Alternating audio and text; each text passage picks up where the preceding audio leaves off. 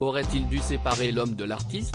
Alors qu'il est accusé de viol et de détention d'images pédopornographiques, après avoir été 2 fois condamné pour des relations avec des mineurs, Jean-Luc Lahaye n'est désormais plus invité sur les plateaux de télévision depuis plusieurs mois. Une situation qui ne plaît pas à un grand chanteur français, révolté que celui-ci soit blacklisté, il n'a pas hésité à le défendre. Depuis plusieurs années, c'est sa situation judiciaire qui fait plus parler que sa musique.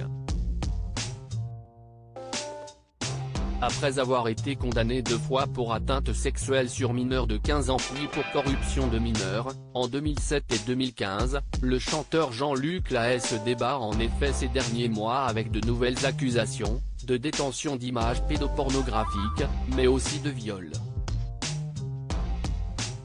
Ces victimes présumées, 2 jeunes femmes, rapportent des actes qui se seraient passés en 2013 et 2014 alors qu'elles étaient mineures. De très graves accusations, qui, couplées à son passé très chargé, lui valent de ne plus faire partie de la vie médiatique, même lorsque les chaînes de télévision organisent des émissions regroupant les artistes d'une génération. Une mise à l'écart qui ne plaît pas tellement au chanteur Pascal Danel, star des années 70, et qui n'a pas hésité à prendre sa défense dans l'émission Chez Jordan, ce jeudi, sur C8. Jean-Luc est un garçon adorable. Je l'ai connu lors d'une tournée avec une radio, a-t-il d'abord expliqué, avant de poursuivre, les tournées duraient 2 mois à l'époque, et il y avait Pierre Perret, le grand Pierre Perret avec nous. Jean-Luc démarrait, et je ne peux pas dire que je l'ai aidé, mais je l'ai soutenu. Il m'a renvoyé l'ascenseur en faisant sur un album Kilimanjaro, sa chanson, note de la rédaction. Très bien, d'ailleurs, il l'a très bien chanté. Et puis bon, ses problèmes sont ses problèmes, que dire. S'est-il ensuite interrompu, alors que le présentateur lui demandait si ses problèmes devaient le blacklister de la télé.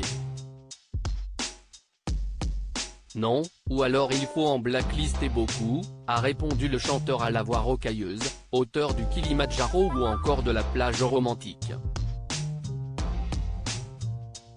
Parce que beaucoup ont fait ce qu'il a fait et n'ont pas eu de problème ?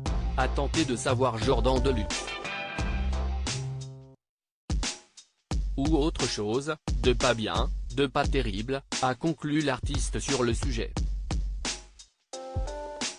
Jean-Luc Lahaye ne reste pas discret par volonté mais plutôt par obligation, son contrôle judiciaire lui interdit en effet de se produire sur scène.